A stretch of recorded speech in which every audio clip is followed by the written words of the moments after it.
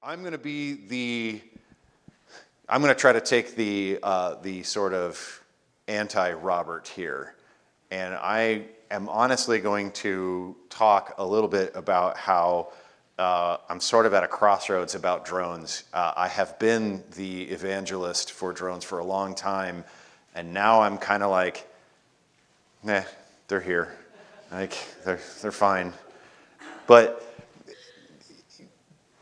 I'll go through a little bit of history here to start this out, and give you just an idea of where we have gone, where we've come from. So, just to give you a little bit of background on me, I am a professor of the practice here at the College of Journalism and Mass Communications, here at the Harvard of the Plains. Gary Keble hired me, and I can vividly remember before coming to work for him and for the college. I went to a conference in Southern California, this would have been summer of 2011, where I saw this Belgian company selling a drone that could automatically map a large area. It was a fixed wing drone, it had a camera on the bottom, and it was doing sort of early days photogrammetry work, and blew my mind. Walked up to him, handed him my wallet, said, "I'll take that one." They said, "Yeah, they're $65,000 a piece, and by the way, they're completely illegal in the United States." And I heard the $65,000 part, not the completely illegal part, got my wallet back, but I couldn't shake this idea, and I came back to the college, and a couple months later I went to Gary and I said, "Hey, drones are gonna be this huge thing in journalism. We should get on this right away. The completely illegal thing's not totally true. There's some university wiggle room that we can go through, but let's do this." And Gary says, "Okay." And I said, "Now hold on. I want you to understand something very clear here. I am going to hand flying lawnmowers to children, and this is your last opportunity to say no." And he did not. So I owe Gary a huge debt of gratitude for not saying no, but I want to show you sort of where we came from. The first drone we bought had almost no power, and the camera was terrible. And this is us trying to solve that problem by putting a GoPro onto it and learning very quickly that this drone is very limited. And we had to rig up a landing strut using a binder clip, and we're going to try to take off with this camera on this drone using this $400 drone that we had. And here is the first attempt, and what you can't hear in the audio is the very loud props turning on, and it's too heavy. Bonk. This goes on. I can keep showing you how this just really does not work at all. We're using a GoPro as a landing gear here, which is a bad idea. It doesn't really work. So then we made a great leap forward. We started hanging out with hobbyists, and this is what I mean by handing a flying lawnmower to children.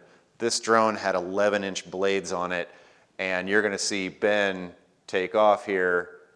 Ben has to control the thing every last move that it makes. There is no assistive technologies on this. It doesn't know where it's at. It doesn't know how to hover. It will not fly itself, unlike current drones. So could Ben have taken his face off? Very easily. Could he have taken my face off? Very easily. Did the university's insurance company know that any of this was going on? Absolutely not. And nor would they ever. So we managed to figure out how to get a better drone in the air, and we were able to do a story where Nebraska is in the midst of a legendary drought, one of the worst in the state's history. And early day drones here, we were able to get out and fly over the Platte River in Nebraska. Now the joke about the Platte River, it's a mile wide and an inch deep. And it does go dry in the summertime. It does. But it was unusual how dry and how long it had been dry when we did this.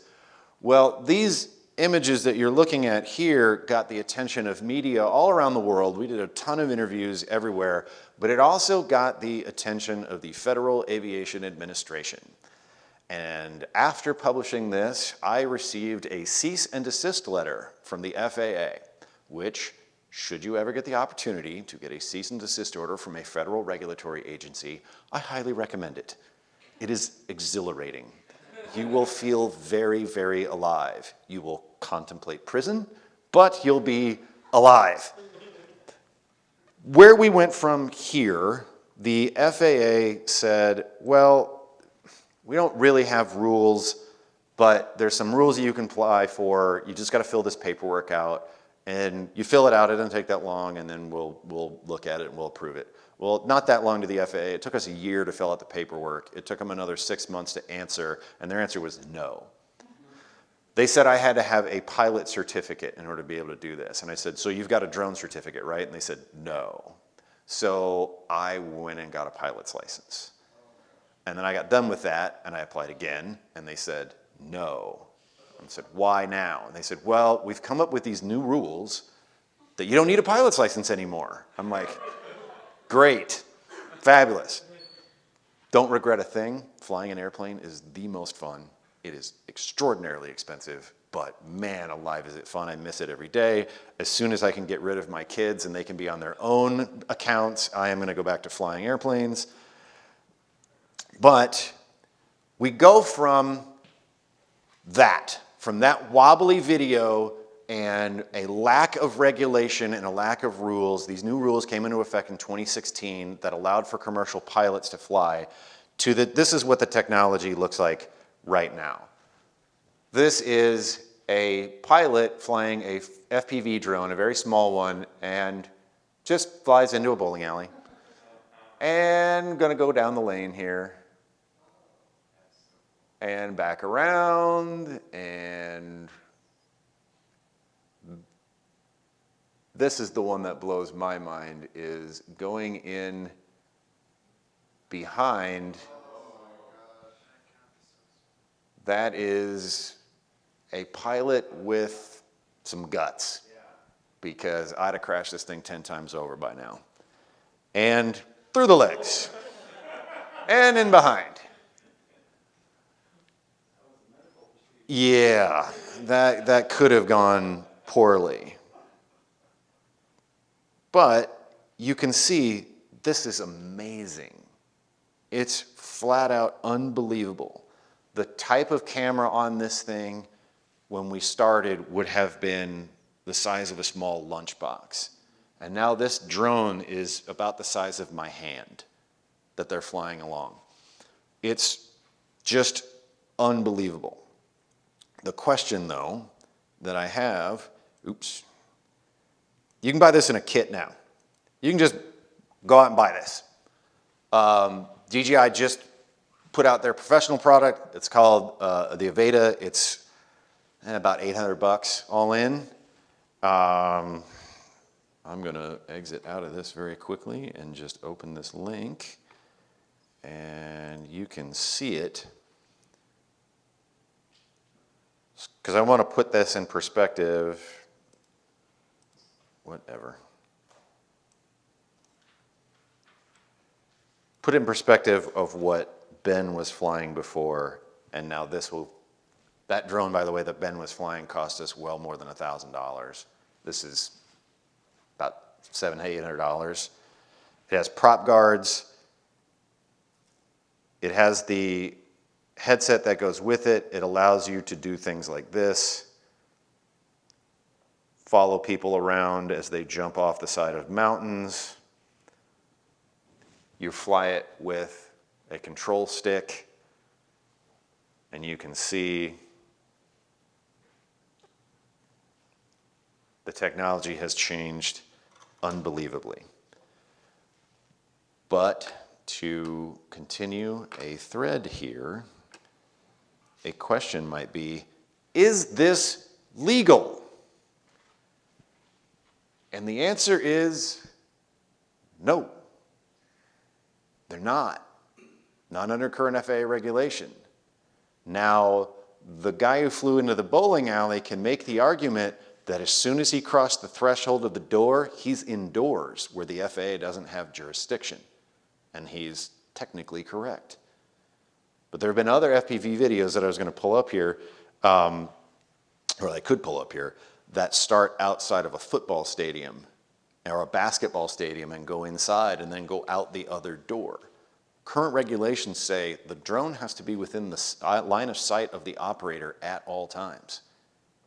And if you've got a VR headset on, you're not looking at it. Now you can use a spotter, but is that spotter able to see it at all times? Not if they're flying into a building. So, go forward, you thing.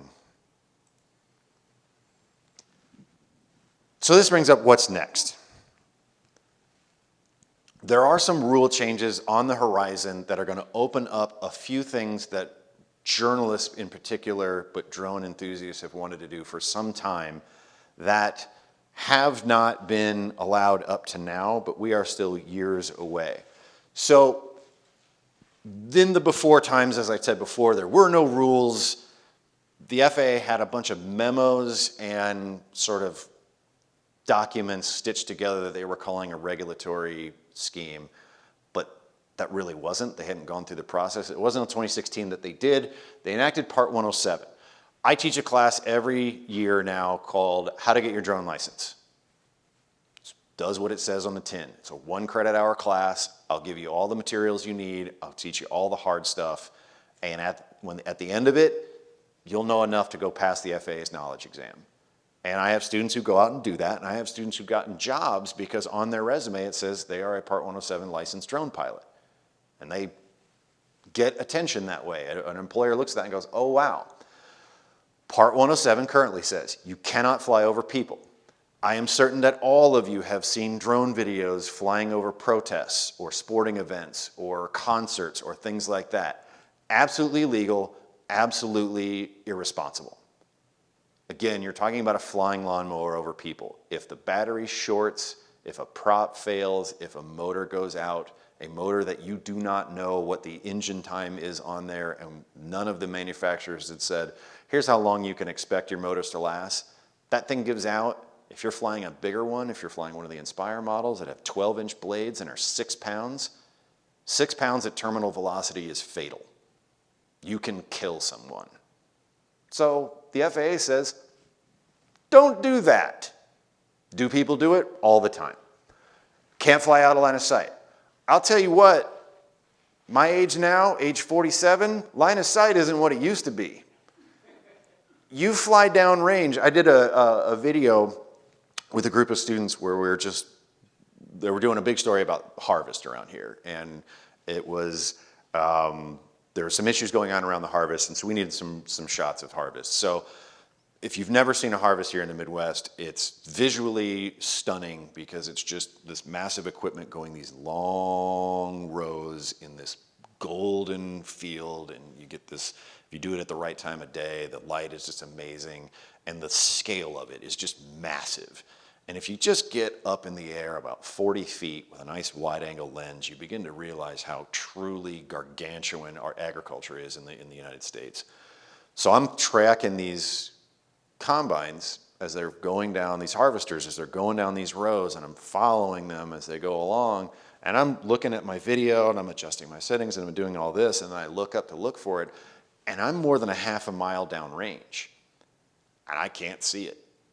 And so I'm up in the air and I'm coming back because I'm going to know where it is theoretically until I can get into my line of sight. I'm like, oh, there it is. Okay.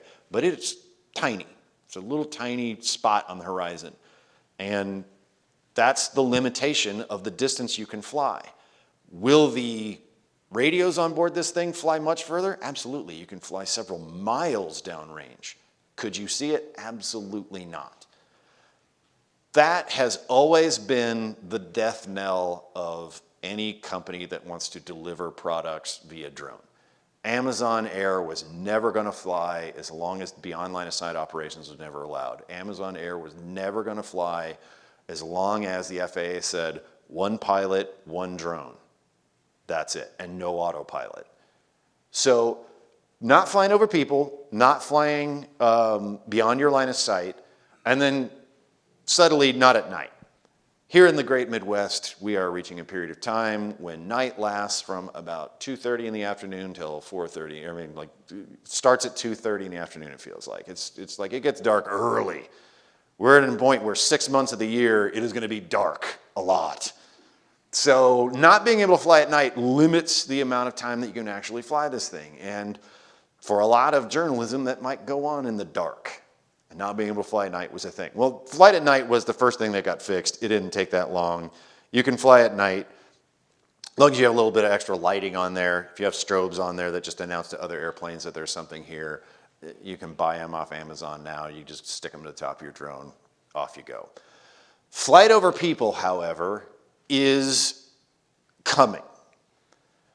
It's not quite here yet, although FAA regulations are in place to do this.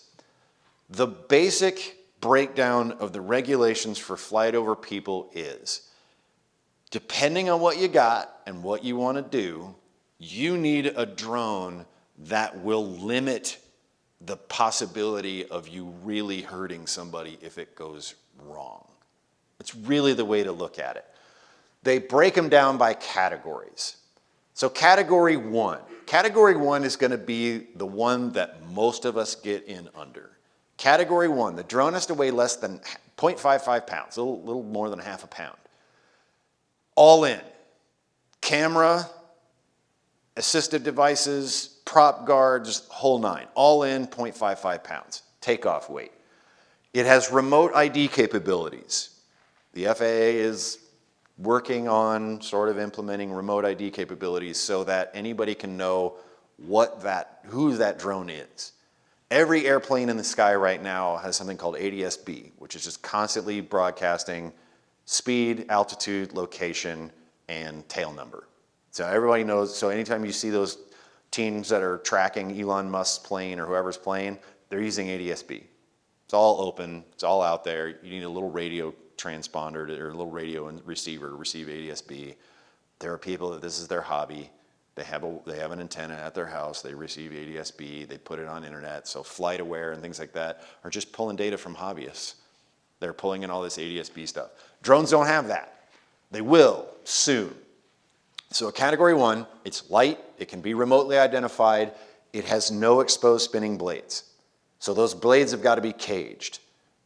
We used to make fun of people who used blade cages. We called them training wheels. If you couldn't control your drone enough to keep it away from something and chop something with your blades, then you were a terrible pilot. Now it's part of it. So if you can think of something that is 0.55 pounds and doesn't have anything exposed that can cut you falling out of the air, what's going to happen? It's going to hit you and you're going to go, what was that? It's not going to hurt. That's the important thing.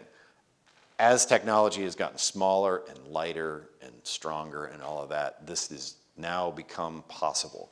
There are some drones on the market that are 0.55 pounds that have unbelievable 4K cameras on board.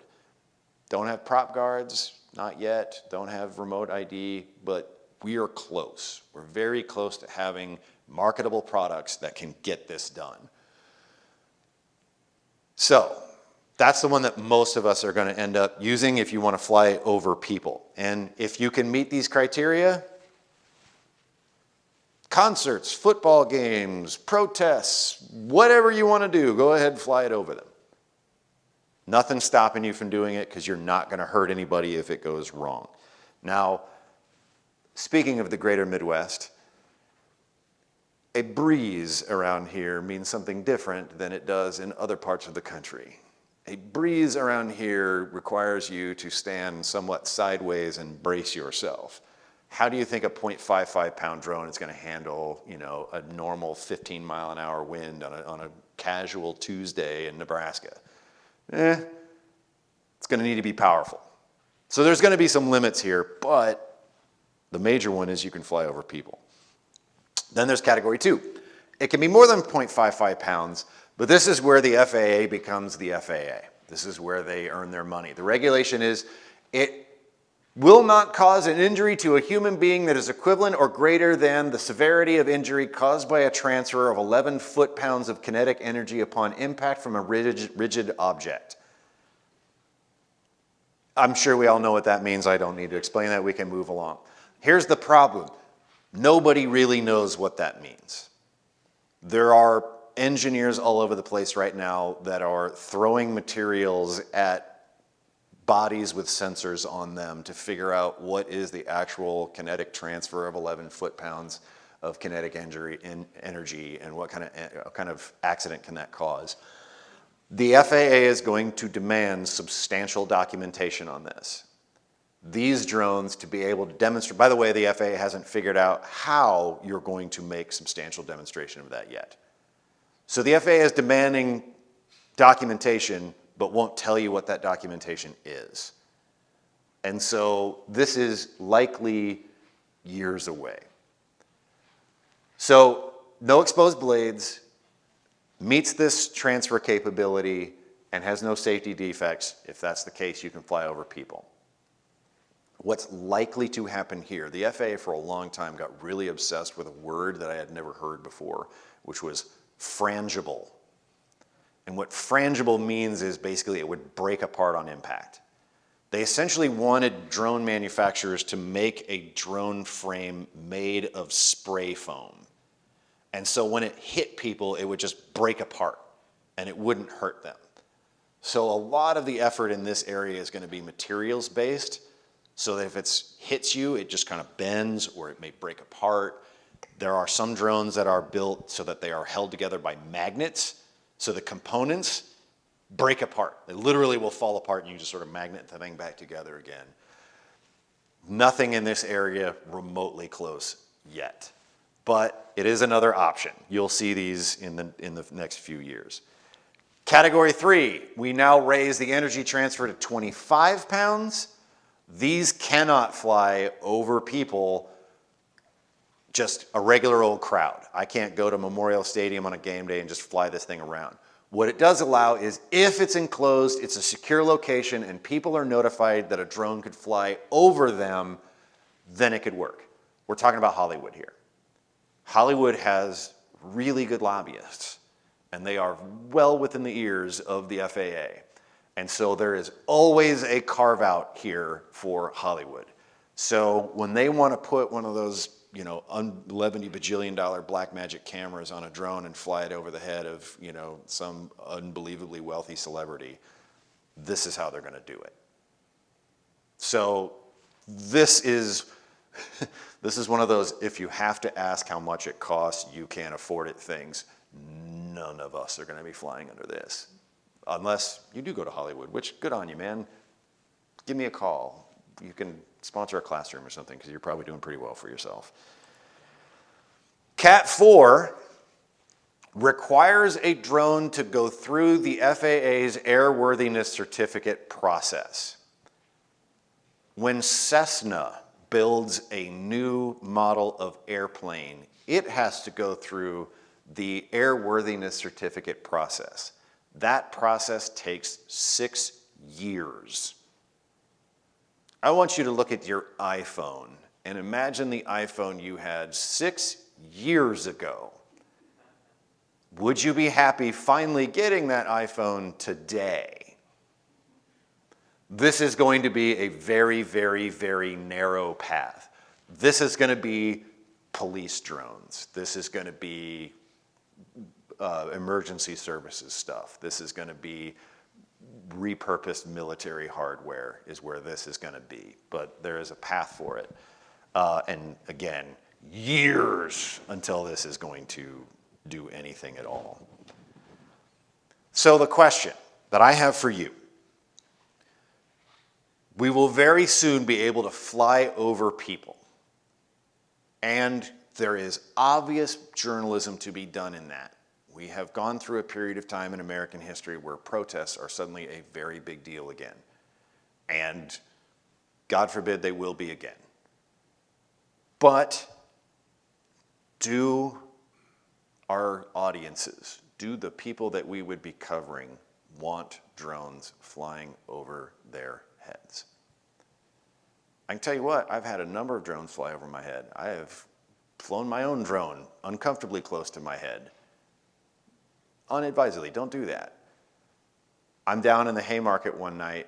Me and my son went and got some dinner. This is years ago now, and we're walking back, and I hear this noise, and it is a drone. And there is a guy flying his drone at windshield height down the street and basically just skimming the top of cars and being a jackass is what he was being. And then he flew right over towards my son and I started looking for the guy. And I started looking for the guy to have a very free and frank discussion about the next few moments of his life and how he wanted to spend them, because I was mad. Do we want to engage our audiences that way? I don't think so. I think there is an ethical conversation that needs to go on where if you're terrifying people with the equipment that you're using, maybe that's not a good use of that equipment. We're going to have to come up with internal rules and ethical guidelines about how and when we're going to do this, and how do we keep it so we're not actually bothering people. There's absolutely a reason we should fly over a protest. There is no reason that we should fly a foot over a protest. The better shot is 50, 60, 70, 80 feet above it, where they may not even notice. And frankly, that's the better way to go about it. A lot of these FPV drone videos that I have seen where people are flying, they're very obviously staged. The guy who had the drone go through his legs like this was told where to stand. There was a tape mark on the floor, and it said, "You best be standing here at beat 15 because this thing is going to go through your legs. And if you don't want your knees to be chopped off, be there." And could you do that with just a regular bowling league night? Absolutely not. You would cause chaos. You would hurt people. So while this is the ethical question that I always ask my students when we start talking about journalism ethics, be it in the beginning reporting class all the way through to the senior ethics class. Because we can, should we? And one of the first rules that I talked about in the drone lab was anytime we ask a question, an answer must be, no, we should not do this. This was a terrible idea and we should stop immediately. Just because we can take a drone and do something doesn't mean that we should. The FAA is going to make it legal. Is it responsible? And in a lot of these cases, of these things that you're seeing, which generally speaking are not journalists doing them, I would say no.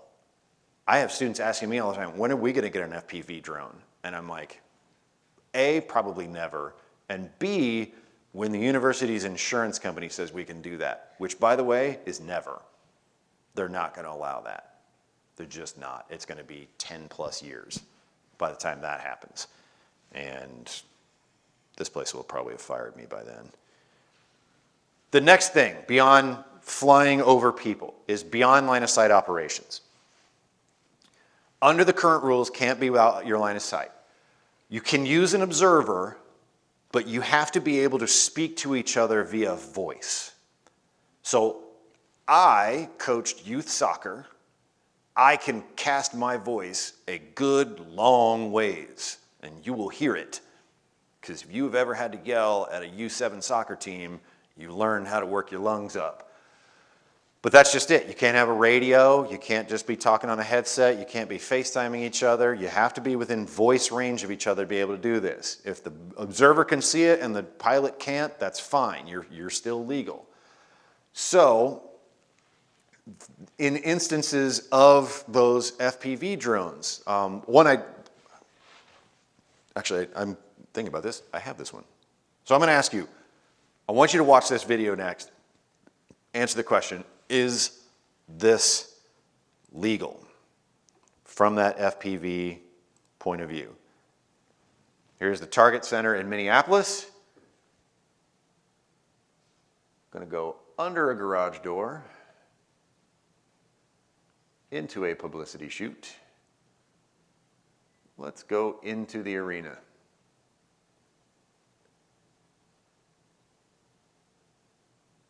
Lights, a stage, a bit of a shoot around. Come up here. Obviously, it's a little brighter on my screen than this one, but you get the idea. Now we're going to approach a very expensive NBA player.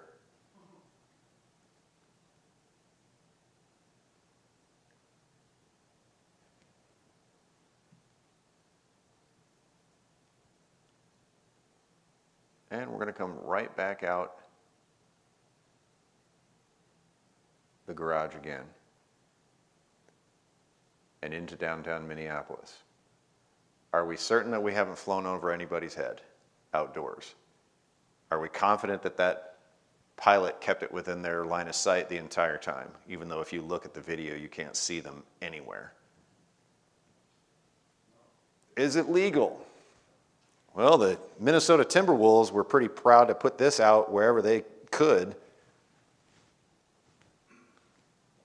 Has the pilot been fined by the FAA? No. Have they gotten a stern word from the FAA? I don't know. I highly doubt it. These things are being published all the time. University athletic departments are starting to do this stuff. I found a couple from like Fresno State. What's up?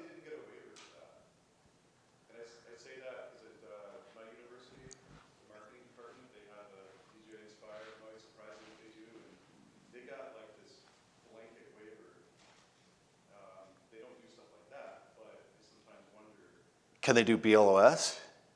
I don't think, I haven't seen anything like that, but I've seen plenty of flying with people with Inspire. Ooh. And I would love to see that waiver. they have a blanket waiver from the FAA. So to get the, to understand what we're talking about here, and those of you who are on Zoom, he's asking about waivers. The FAA does grant waivers to some of these restrictions. The flight over people waiver, I believe there's only 2 of them. And I think CNN has them both. And the first was a tethered drone that they had, but the FAA wouldn't let them fly it above 10 feet in the air, and CNN wouldn't fly it below 9 feet because they felt it was too close to anybody. So they could use that drone and fly it over people, but they could only keep it in a 1-foot segment. They never did use that. The other one was for a drone that was actually held together by magnets, and it was so small that they could only use it in very limited capacities. I would be shocked if your university had a flight over people restriction. Now, that's not to say that people haven't done very creative things where they like mark off a sidewalk and they fly straight down the sidewalk and they have people walking on both sides of the sidewalk, but they can technically say, we didn't fly over anybody's head because we kept this one lane clear. It is technical compliance, but not actual compliance. So this pilot is absolutely going to make the argument of, I could see it outside, and when it went inside, it's not under FAA jurisdiction, and that's fine. But beyond line of sight operations is going to open up a fair number of things. So to do this, there is currently a rulemaking committee that earlier this year put forward recommendations to the FAA. The FAA is currently considering them, and they're going to go through the rulemaking process. This sounds as exciting as it is. Federal rulemaking is woo! It is absolutely scintillating. But we're talking about probably another 1.5 years or so before we see any of this stuff. The FAA, to make beyond line of sight operations work, according to the working group that made these recommendations, the FAA is going to have to allow automated see and avoid technologies. Currently, the FAA allows no such thing. Your drone, some of them have sensors on board that know there's a tree or an obstacle in front of it and will stop themselves. FAA says that's all fine and good, it doesn't actually do anything under the law. So what they're saying is the drone is going to have to know when it itself is in trouble and be able to automatically avoid impacts with anything. And the FAA is going to have to allow it. In order to do that, the FAA is going to have regulations on what qualifies as see and avoid. And that could take years by itself. They're talking about adding a beyond line of sight element to the test, either part of the actual license or some kind of add-on. So if you're a pilot of manned aviation, there are levels. So for instance, my license was a sport light license, which meant I could fly an airplane that could only be about 1,300 pounds and have a 100 horsepower motor in it. I was flying a lawnmower around, two-seater. If my flight instructor had been like a defensive tackle, we would have had to have drained gas out of it in order to get under the 1,300 pound takeoff weight. I'm not kidding. It was a tiny airplane. Your next step up is a private pilot. Your next step up is an instrument rating. Your next step up after that is a commercial license, and there's more beyond that. You can keep adding to your license. They're talking about starting to do that with the drone license. So pilots would have to be certified to be able to fly beyond line of sight. They'd have to be certified to be able to fly more than one aircraft at one time. But in order to, if the FAA actually does allow this, now Amazon Prime Air is on the menu. Because one pilot can control multiple drones at once. They can be semi-responsible for their own see and avoid problems. They can see other aircraft, they can see trees, they can see whatever, and get out of the way. Talking years for this stuff. Years. I would expect there to be additional waivers for beyond line of sight operations that would allow limited capacities. For instance, flying below 400 feet and within 100 feet of a building. That would create a shield that would keep any other aircraft away from that. And you wouldn't have any problems if you couldn't see it running into another airplane. But most of this stuff is years away. And what does that enable? What does beyond line of sight operations enable? It would enable a newsroom, a well-financed newsroom, to have a drone sitting on the deck up top, and when a call to a fire or a murder or whatever went out, they could have the drone go out there, fly over it, start getting video of it before anybody even got there. It would replace the news helicopter. Suddenly you could base drones all around the city. You could have one pilot centrally located, and when news was happening, you can just send them from your little drone bases around. One of the most common features of morning television in any city in America is the traffic report. You could actually automate just having a drone take off, stare down the interstate, get that live shot of traffic, set right back down. You have one controller doing it. The KTLA news traffic helicopter out there, those things are $3,000 an hour in the air. They're a multi-million-dollar aircraft just to buy. We're not talking about fuel. We're not talking about employing pilots. We're not talking about insurance. We're not talking about anything. A $600 drone could do the same thing, better, but not without the rules. So it opens up some doors. I have been talking for years about this idea of sort of autonomous drones running around the city, gathering video for news all the time. It's been possible for a while. It's just the law is not there. And unfortunately, our journalism institutions are not exactly flush with cash right now to start just buying scores of drones and hiring drone teams. Other areas that this can unlock, I've experimented for years with building, using photogrammetry to build 3D models of buildings and putting those in virtual experiences where you can just walk around them and look at them. I've sort of stopped because folks like Robert are doing a really great job with the stuff that they're doing, but sort of large-scale landscape VR, there's just not a lot in the way of audience for that. There's not a lot in the way of opportunity for that. And there's other things that we could be doing that are of more immediate use to students. I realize Robert's going to jump me the next time I see him and punch me about the head and face because I'm letting a little bit of the darkness creep in, but I'm a Gen Xer. That's kind of what we do. So with that, that's the near-term future. I appreciate you listening. If you've got any questions for me, I'm happy to answer them here. If you have something that's really burning you up and you remember it on the way home, that's my email address. That's my Twitter handle. Twitter is my heroin addiction. I'm still just chasing the high from 2008, and I can't get off of it. I wish I could. So I'm there all the time. Any questions? How long does it take to get the 107? I generally tell people, depending on the kind of student you are and depending on your sort of general level of ADHD, it can be anywhere from about 20 to 40 hours of studying. What I tell students is it's not hard, it's just work. You have to commit to just learning a sort of an overlayering series of pieces of knowledge. And the FAA test is going to ask you a question, but it's going to pull from about 2 or 3 different areas of knowledge and work them together, and you got to figure out how that works together. And if you don't know it, you don't know it. I have so many students that hear, oh yeah, you can get an FAA drone license if you take a 60-question multiple choice test, and they're like, no problem. I can do that in my sleep. I'm like, yeah, you can't bullshit your way through this one. Like, you gotta know it. A passing score is a 70%. The joke in flight school that they told me that I wish was not a joke is, what do you call somebody who gets a 70% on their knowledge exam? You call them a pilot.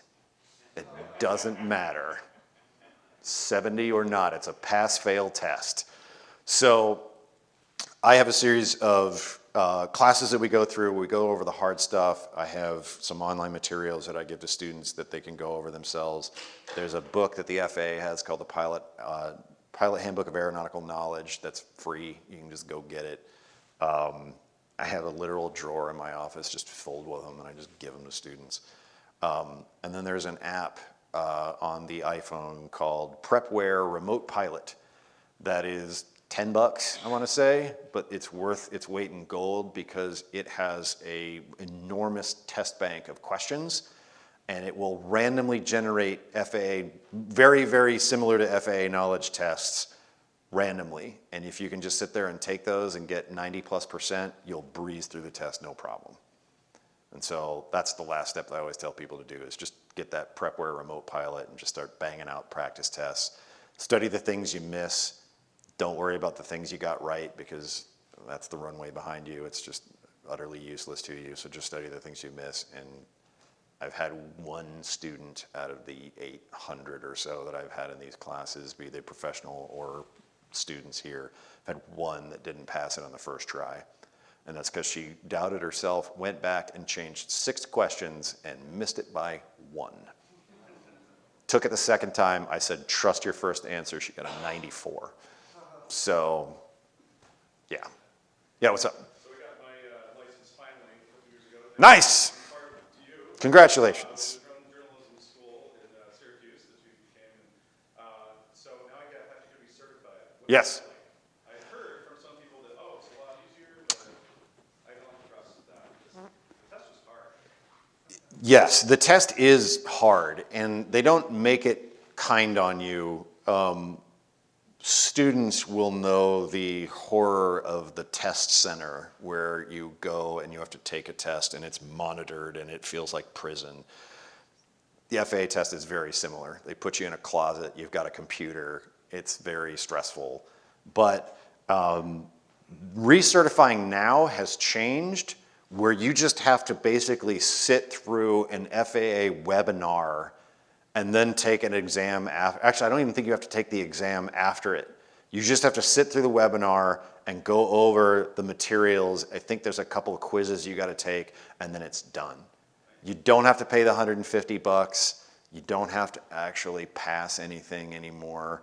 You have decided to recertify at precisely the right time.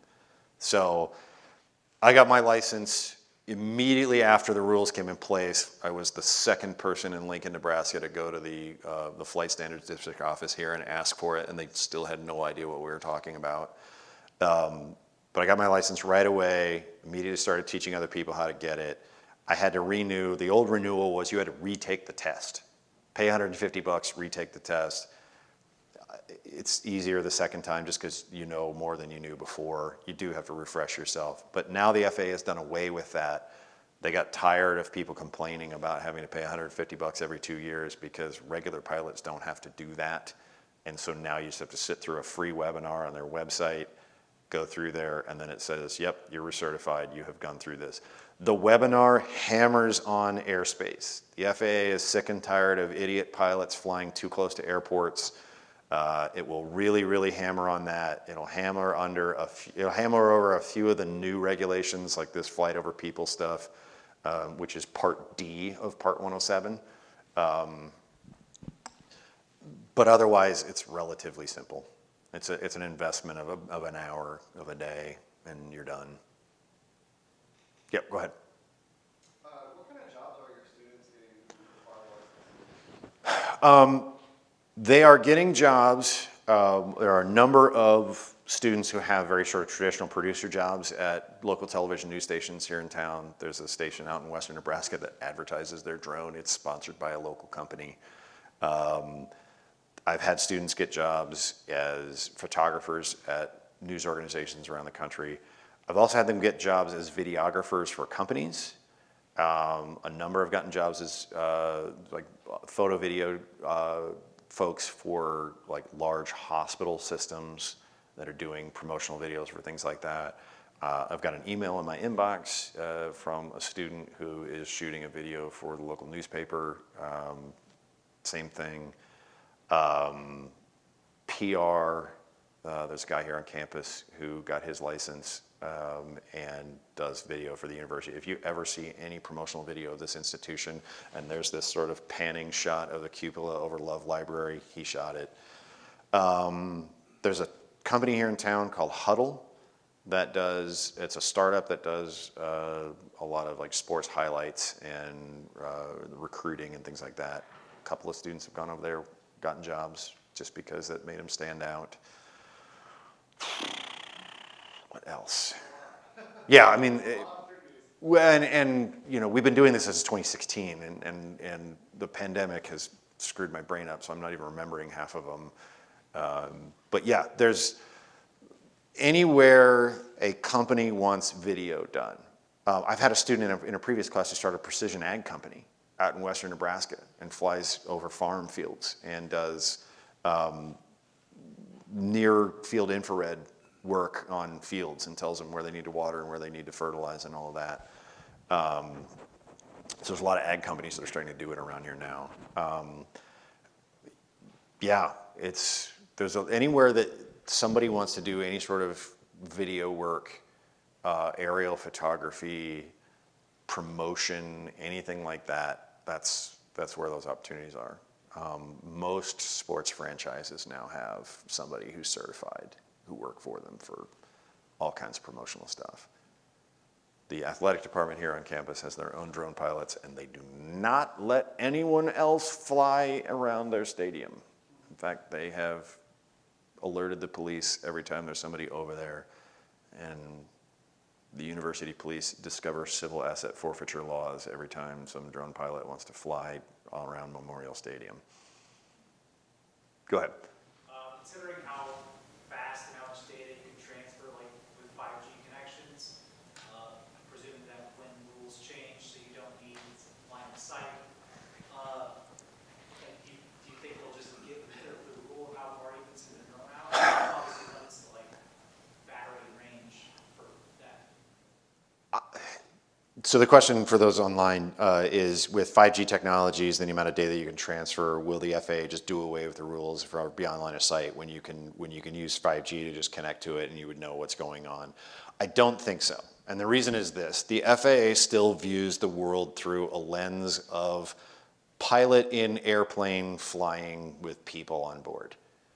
And so forever, the FAA is very concerned about when things go wrong, rightfully, because when they go wrong in a plane with people in it, people die. Honestly, the one thing that I learned the most when learning how to fly airplanes was, you're gonna die, get over it. It's time to look at the checklist and figure out how to not die.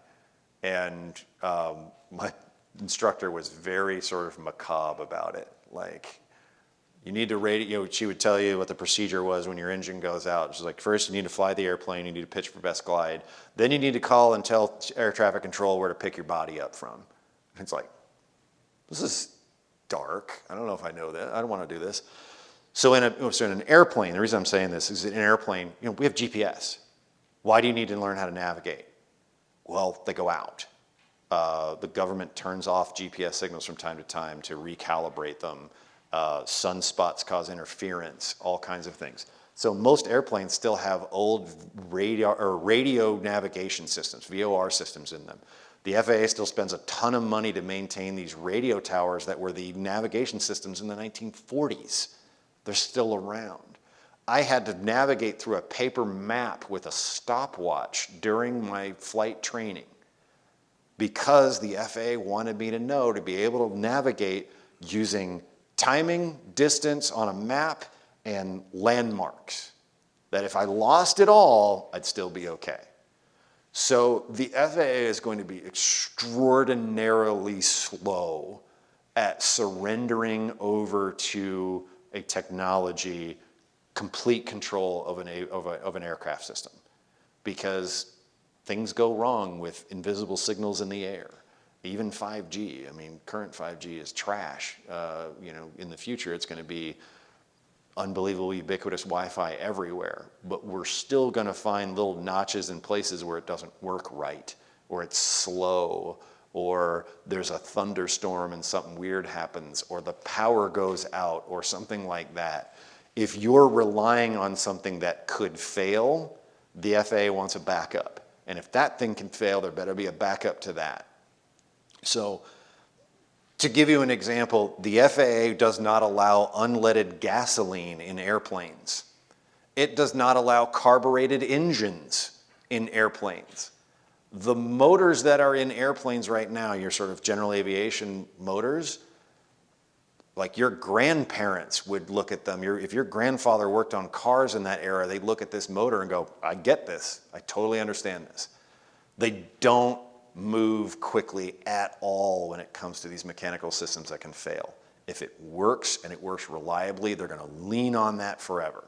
So I'm going to tell you right now that we will have self-driving cars navigating using 5G long before we have fleets of drones in the sky using 5G to get around there, because the FAA is just going to move slower than everybody else.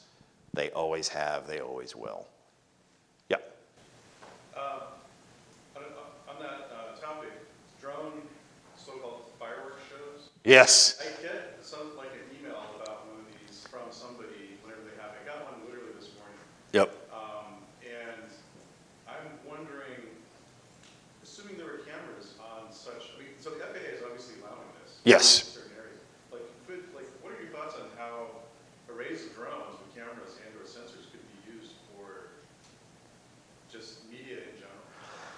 Anything yet, but and then on top of that, what would be necessary? Would they give us permission to do that? Could we get a license or the waiver to have arrays of drones doing things? I'll add, so the question for those online is, you have these drone fireworks shows where you have these arrays of drones that have cameras and sensors on them that are coordinating themselves, and it's all coordinated through computers and things like that. The waiver that they're basically flying under is that they're doing it in a closed location. So it's almost identical to a fireworks show, where the fireworks show is not going off in the middle of town. It's going on the far side of a lake, and everybody's gathered on the opposite side of the lake, and that's where that stuff goes off. Could we get the license to do that? Absolutely, we could. The question is, could we do anything useful within the restrictions of that? If there was a case where there was a newsworthy place that we would want to fly around and just do unimaginably detailed photogrammetry on, but we could close it off and make sure that nobody was in there, I think you could pull it off. But if you're talking about like the World Cup, absolutely, I mean, well, the Qatari government can do whatever it wants. The World Cup 2026 here in the United States. Quick story, I was in Dubai speaking at the Arab Media Forum in Dubai, and it was gorgeous. It was an absolutely wonderful trip. And I was asking the conference organizers, I said, I looked up drone laws here in the United Arab Emirates, and there's not a lot on paper. And they're like, yeah. And I said, can I fly my drone out here? And they're like, yeah, absolutely. I'm like, am I not going to get in trouble? And they're like, are you going to fly over anybody important? I'm like, no. You're going to fly anywhere really sensitive? I'm like, I'm flying on the beach outside of my hotel. And they're like, go ahead. And it's like, you got to understand here in the Emirates, everything is fine until it's not. And I went, okay. And then I walked away and I went, wait, hold on. That's terrifying. So I am certain there will be a ton of drone stuff around the World Cup in Qatar. I highly doubt any of it would be very legal in the United States, just because they're on the world stage and rules are going to get bent. Could we do that here in the United States in 2026? I really, really, really doubt it. Are there going to be drone light shows at that World Cup? Absolutely. But they're going to live within a very confined space. Remember the drone light show at the Super Bowl a couple, 3-4 years ago? They filmed that 2 days ahead of time. And they shut the airspace down, filmed it, brought everybody down, turned it back on, and then just digitally edited it into the Super Bowl show afterwards. If you were there that night, you didn't see it. That's the kind of stuff we're talking about, and that's going to go on forever because that's just the way the FAA is. So, we out of time? We are, as a matter of fact. Okay. Thank you, Matt. This is fantastic. I know you have to be somewhere I do. probably in a minute. Oh my God, a minute ago. I'm just sort of watching your time here.